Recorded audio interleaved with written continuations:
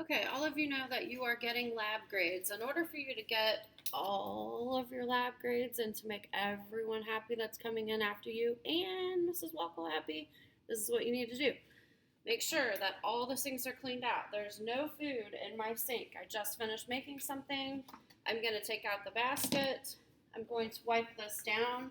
Oh, look, underneath the basket, there's some food left over. So I'm going to rinse that out, making sure that there's no food left in the sink. I may have to take a piece of paper towel and get a little piece of the food out. See, I just took a little piece of paper towel there. Okay. Everything's clean. Going to wring out my washcloth. Get ready to put that in the laundry bin over by the refrigerator in the front. And this is the very last thing I'm gonna do is dry out the sink. I have all my dishes put away. Everything's dried and put away.